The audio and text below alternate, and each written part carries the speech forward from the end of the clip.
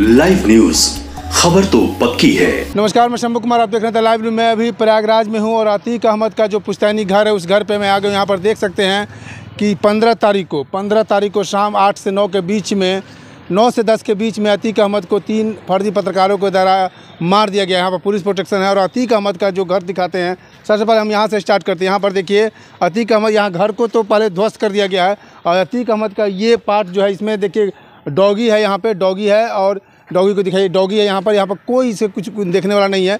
और ये डॉगी का पार्ट है, ये जानवर इसमें शायद रखते थे। और दूसरा पार्ट वो दिखाते हैं अतीक अहमद जो 17 साल में पहला क्राइम किया था, 17 साल की उम्र में ही वो मर्डर कर चुका था। वो अतीक अहमद इतना महत्वाकांक्षी कि वो क्राइम का, जुर्म का बादशाह बन गया। जुर्म का बादशाह ऐसा बना कि पूरे यूपी पर अपने बादशाह कायम रखता था, अपने जुर्म को बनाए रखता था। और यूपी के साथ साथ मीडिया में ये भी खबर चल रही है कि उसका पाकिस्तान से भी कनेक्शन था, पाकिस्तान के ISI से भी कनेक्शन था। और ये पाकिस्तान से उसे जो भी है, ये देखिए घर का जो क्षेत्र देखिए, पूरे घर को जो है ना तोड़ दिया गया। यही अतीक अहमद का घर है जो आप बुलडोजर के द्वारा, जो योगी मॉडल का जो बुलडोजर मॉडल है, यही बुलडोजर मॉडल आपको देखने को मिल रहा है कि जो अतीक अहमद के घर को बुलडोजर के द्वारा ध्वस्त कर दिया गया। जो योगी जी बोलते हैं कि जो अपराध करेगा, जो अपराधी होगा, उसे मिट्टी में मिला देंगे। यही मिट्टी में मिलाना इसे कहा जाता है, इसे ही कहा जाता है कि किस तरह से मिट्टी में अपराधी को मिलाया जाता है। करके उसके पिताजी जो थे टमटम चलाते थे।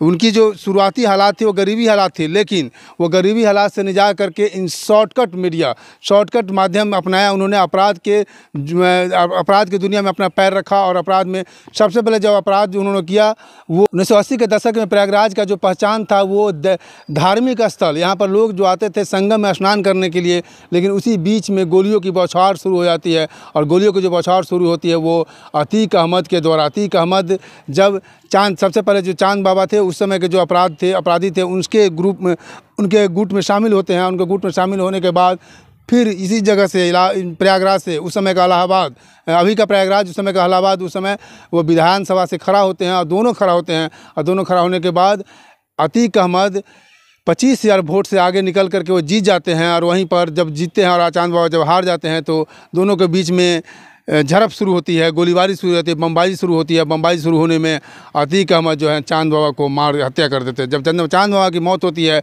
जो अतीक अहमद से सबसे ऊपर अपराध, जो अतीक अहमद को चांद बाबा लाने वाले जो अपराधी है, उसी को जब अतीक अहमद मार देते हैं तो अतीक अहमद के पूरे यूपी में नाम हो जाता है। अपराध के दुनिया में नाम है। तो फिर उसके समाजवादी पार्टी में आए, फिर बसपा में भी शायद आए। समाजवादी पार्टी में उन्होंने 3 बार विधायक बने, MP बने। और उन्होंने कई बार बोला भी है कि मेरे पास सब कुछ है, नाम है, शोहरत है, लेकिन सिर्फ मेरे पास नहीं है तो सिर्फ शिक्षा की कमी है। वो शिक्षा की कमी को बार बार दिखाते थे, उस बात के लिए मुझे खलल होता है। यहीं से मात्र 200 मीटर की दूरी पर सुपुर्द खाक किया गया, उनको कब्रिस्तान में दफनाया गया। और वहाँ पर मात्र ऐसा जो अपराध की दुनिया में जो कदम रखते हैं, उनके अंतिम जो हसल होती है, अंतिम जो यात्रा होती है, ऐसी यात्रा होती है कि उनकी बीवी, उनके बच्चे, कोई उनकी यात्रा में शामिल, उनके जनाजे में शामिल नहीं होते हैं। कोई भी उनका अपना नहीं होता है, कोई भी अपना आदमी कंधा देने वाला नहीं होता है। और जो कंधा जो देते हैं वो सिर्फ मोहल्ले के लोग होते हैं जो इंसानियत के नाते उनको कंधा देते हैं। और अशरफ जो उनके छोटे भाई हैं, अशरफ जो है, उनके पुत्र जो है ना पहला मिट्टी देते, उनके अपने पुत्र का भी मिट्टी लेने का सौभाग्य उनको नहीं मिला। इस तरह के अपराध वो कर चुके थे, इस तरह का उनका पहचान बन चुकी थी। और ये अपराधी का क्या अंतिम पल होता है, अंतिम क्षण होता है, यही क्षण होता है। अपराधी इतना बड़ा अपराध जो किए, 44 साल तक जो प्रयागराज पर, पूरे यूपी पर जो अपराध राज किए, वो 44 सेकंड में कैसे ख़त्म हुआ। मात्र 3 अपराधी, जो मात्र 18 साल का था, 23 साल का था, 22 साल का था, वो लड़का आता है और एक फर्जी पत्रकार बन करके जब मेडिकल रिपोर्ट होती है वहाँ पे गेट पे आकर के और कुछ सवाल करता है। सवाल के बीच में ही जो पिस्टल से मारता है, वो 10 लाख के पिस्टल से मारता है, क्योंकि वो भी एक निशाना बनाया गया। उसे बना जा रहा है कि 10-10 लाख रुपया तीनों को दिया गया, सुपारी दिया गया कि तुम अतीक अहमद को मार दोगे तो 10-10 लाख रुपया दिया गया। जो मारने वाला व्यक्ति है अरुण मौर्य है, लवलेश है और सनी सिंह हैं। अरुण मौर्य, लवलेश और सनी सिंह के बारे में बता दें कि सनी सिंह के ऊपर 14 मुकदमे हैं। अतीक अहमद के जो मुकदमे 150 के तकरीबन मुकदमे चलते थे। अतीक अहमद के बारे में बता दें कि वो पुलिस को लगाते ही नहीं थे, पुलिस को अपने सामने कुछ समझते ही नहीं थे। जब जेल में थे तो उन्होंने अपना वहाँ पे कोर्ट चलाते थे और जब जेलर उनकी बातों को नहीं माना, वो चबूतरा बनाने की बात हुई तो जेलर को उन्होंने थप्पड़ तक मार दिया था। और उनको थप्पड़, जो जेलर को थप्पड़ मारा, उस व्यक्ति को जो गोली से मारा हुआ मात्र 18 साल का लड़का, 14 साल का लड़का, 22 साल का लड़का अरुण मौर्य, लवलेश तिवारी और सनी सिंह ने मारा। सनी सिंह के बारे में बता दें, वो 14 मुकदमे में वो सिपाही के साथ भी मारपीट कर चुका है।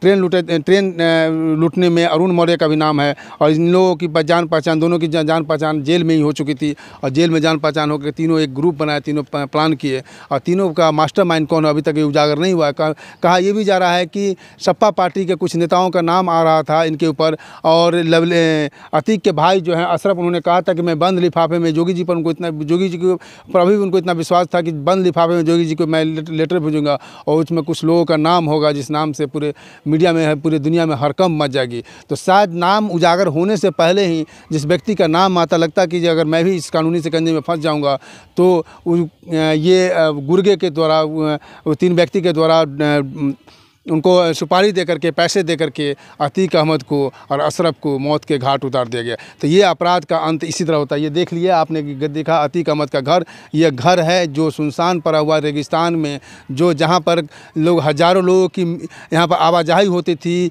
जिस जगह पर, उस जगह पर आप देख सकते हैं कि रेगिस्तान है, यहाँ पर कोई बैठने का यहाँ पर कोई आने का नाम नहीं ले रहा है। यहाँ तक कि आप इस मोहल्ले में किसी से बात भी करेंगे कि मैं उसके बारे में जानना चाहता हूँ तो कोई भी आपके कैमरे के सामने नहीं आना चाहता। तो ये अंत होता है, अपराध का अंत यही होता है, अपराधी का अंत इसी तरह हो जाता है। मैं शंभू कुमार का, मैं राजेश के साथ द लाइव न्यूज़ प्रयागराज। अगर मेरे चैनल को लाइक और सब्सक्राइब नहीं किया तो लाइक और सब्सक्राइब करें। Thank you so much.